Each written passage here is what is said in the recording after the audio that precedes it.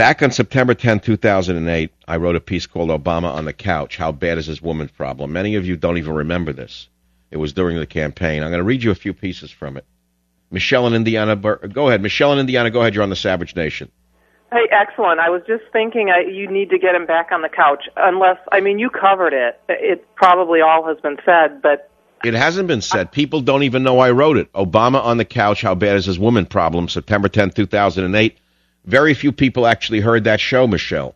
Very few people heard anything, because that's how we got him. Yeah, that's right. Now, let me read this. Barack Obama compared Sarah Palin to a pig with lipstick. That's when he did that. You probably forgot this. And I said, why would he do a thing like this? Why would he compare Sarah Palin to a pig with lipstick? And I wrote this. To find the answer, we must return to Obama's childhood and examine his relationship with his mother. In 1961, Obama's mother, Ann Dunham, married Obama's father, a man from Kenya.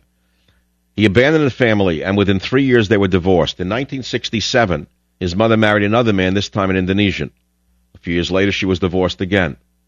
Through all this time, Obama's mother went globetrotting from Hawaii to Indonesia to Pakistan. Sometimes she took her young son, sometimes she left him behind. What appears to have happened to Obama as a result is that he developed symptoms of what psychologists refer to as an Oedipal complex. In an Oedipal complex, a male child is fixated on his mother and competes with his father for maternal attention. In such cases, a critical point of awakening occurs when where the child realizes that the mother has affections for others besides himself. In this case, Obama had to compete with multiple paternal stand-ins and was never fully able to bond with his mother. The result seems to have been a resentment towards women that he has never been able to get beyond. I mean, this is what I wrote during the campaign. You want me to continue or not? I think I will.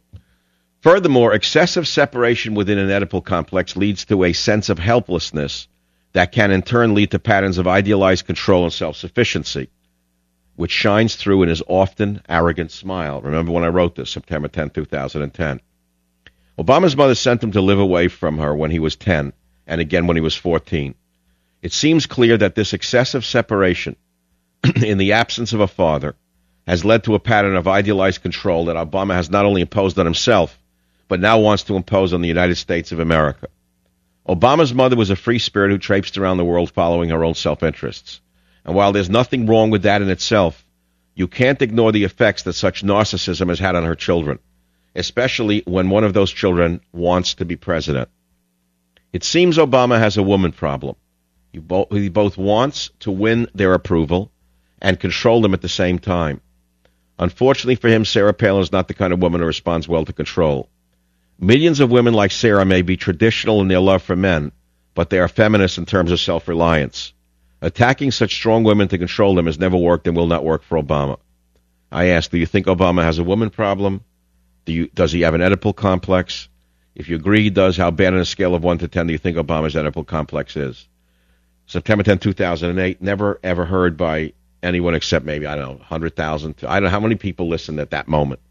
Never published, never picked up, never talked about, but I think still a relevant question. Barack Obama and his narcissism, first pointed out by yours truly, Michael Savage.